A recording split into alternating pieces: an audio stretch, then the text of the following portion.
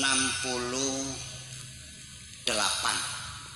Saya orang yang pertama kali tidur di makamnya Kiai Hanan Babakan Ciwaringin, bapaknya Kiai Maktum, mungkin pernah dengar ya, yang terkenal konon di sana waliullah pada zamannya itu.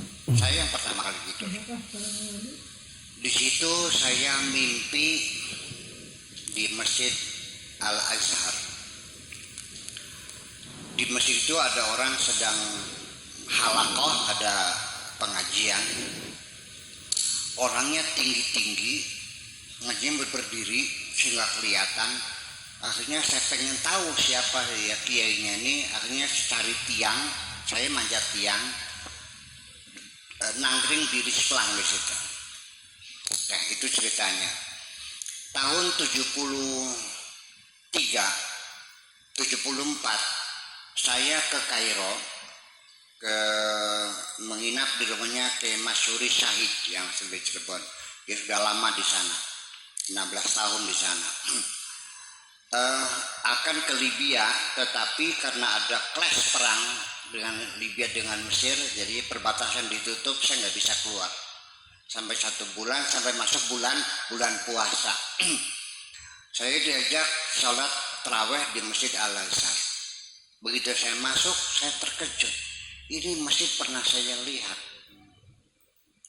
Saya lama merenung, oh saya lihat dalam mimpi. Dan saya naik tiang, saya cari tiangnya. Mana tiang saya panjat? Ketemu tiangnya, ini tiangnya. Itu satu.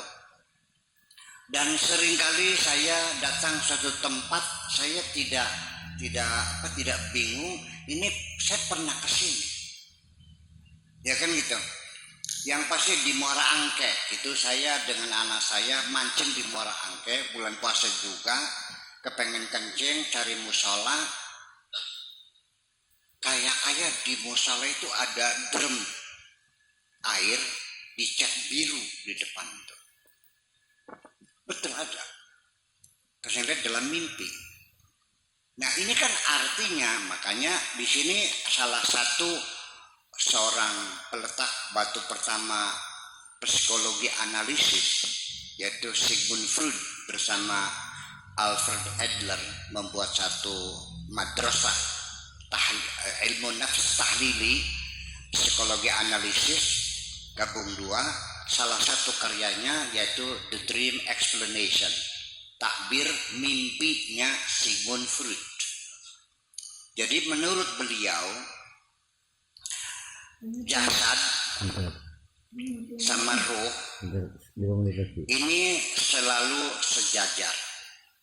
Nah, ketika jasad kita dan roh kita ini sejajar, maka mimpi-mimpi kita ini selalu mimpi yang baru atau yang baru terjadi. Paginya kita menyatakan cinta kepada cewek, ditolak cintanya, sakit hati kan? Nah, malamnya mimpi cinta kita diterima. Gitu. Itu Allah sangat kasih sayang sama kita. Supaya kita jangan stres, dikasih mimpi plong dikit lagi tuh. Bahkan bisa menciumnya lagi.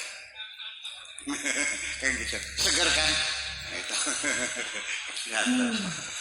Nah, tetapi kadang-kadang ini jasad kita ke depan, roh kita ke belakang. Yang kita impikan adalah pada masa kanak-kanak kita.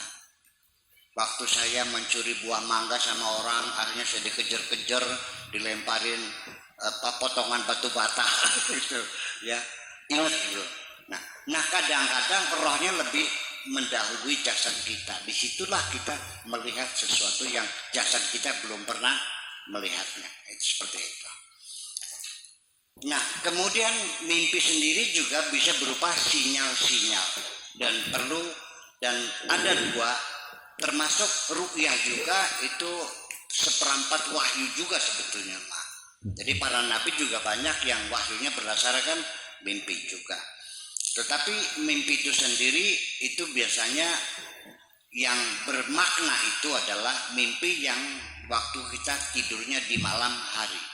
Dan terjadinya itu setelah jam 12 malam. Kemudian yang ketiga yaitu mimpi itu lama menempel dalam ingatan kita.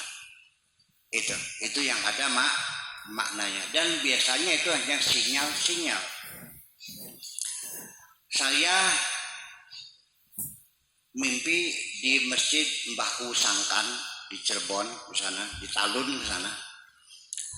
Mimpinya itu saya dikasih peci oleh Sunan Gunung Jati, kasih peci. Cuman pecinya itu peci saten yang dulu bisa dipetut kantong itu dulu tuh, masih enggak? Peci saten tuh, saten itu udah lusuh, udah dapatnya sudah busuk lah, udah jelek, bekas gitu, bekas. Saya bilang ngapain tapi jelek itu? Enggak, kalau yang baru boleh ada, ya udah deh gitu. Saya dalam keadaan tidur tidak, melek juga tidak. Tapi jam 1:30 saya melihat jam 1:30. Kemit yang ngobrol di samping saya terdengar, dan saya duduk di pintu masjid itu sendiri. Dan itu saya datang sambil dengan beberapa menteri agama datang, akhirnya kasih topi yang baru. Akhirnya saya tanggap memang enggak karena sih, tapi saya terbangun ya Allah. Datang ke Ki Maktum, saya minta coba pinjam Takbirul Manam Ibnu Sirin, kitab Takbir Manam karangan Ibnu Sirin. Saya buka Olan Suah, peci. Mimpi bikin peci, maknanya begini.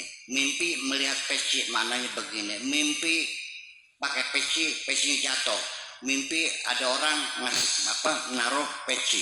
Mimpi ada orang kehilangan peci. Mimpi sampai akhirnya dapat peci baru dan dapat peci lama. Dapat peci lama artinya saya nanti akan meneruskan karya-karyanya orang lain, meneruskan pondok pesantrennya kiai besar zaman dulu. Karena ininya pecinya baru, maka saya harus membuat pesantren baru dari nol. Betul nggak? Nah sekarang itu di sawah itu dulunya tempatnya perempuan, ya gitulah. Ya. Baru dari tata ruka awal, karena dulu saya menolak peci yang lama. Itu maknanya ada artinya semuanya. Nah itu antara roh dan jasad.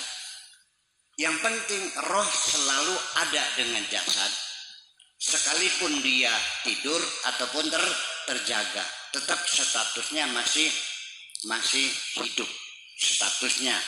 Hanya ketika itu organ tubuh kita dalam keadaan tidak berfungsi, maka kita dalam alam bawah sadar kita.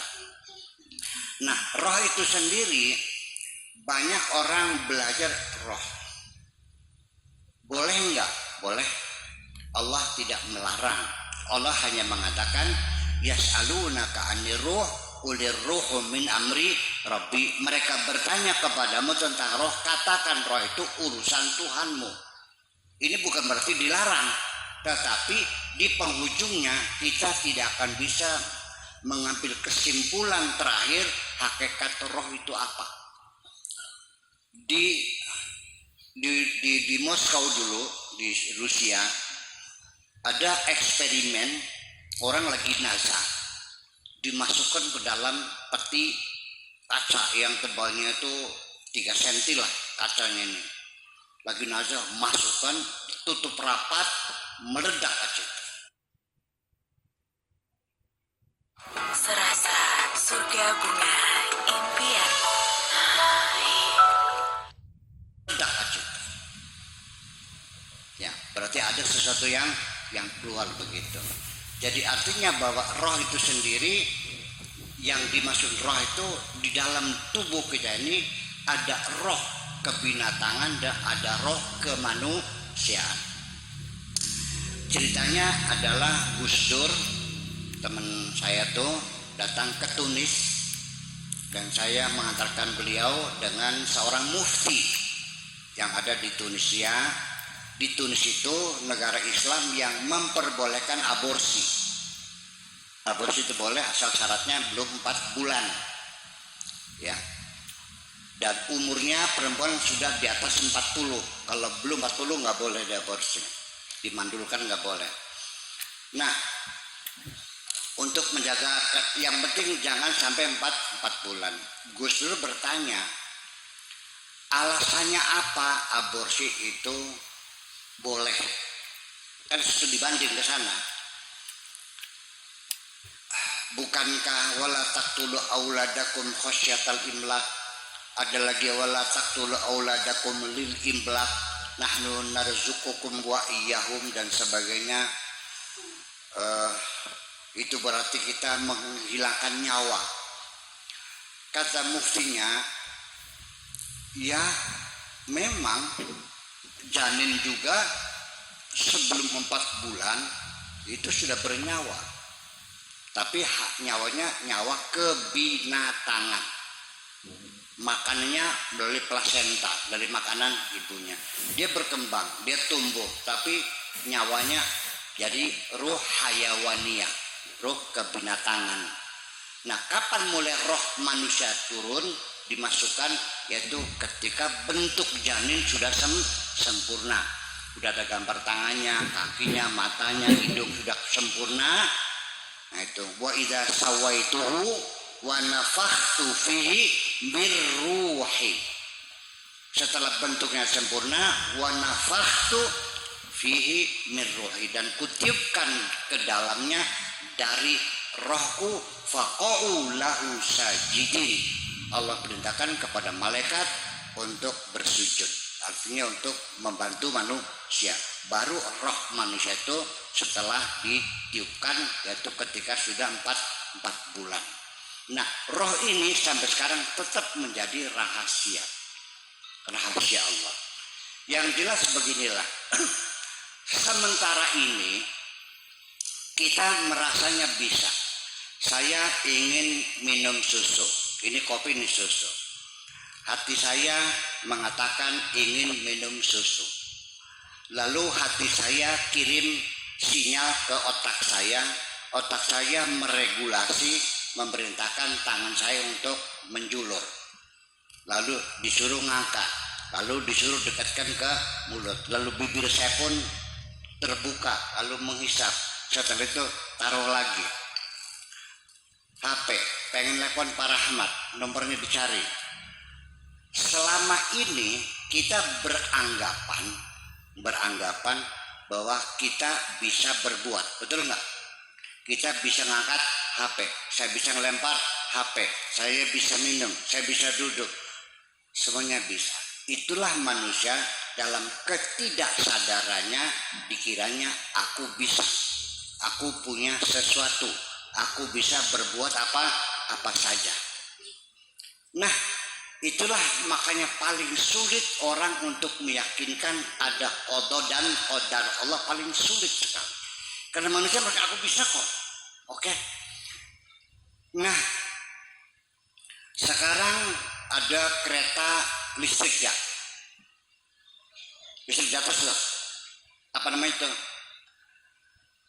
MRT. Oke. Komando dari pusat, kecepatan naikkan 120 kilo. Oke bos, diinjek gas.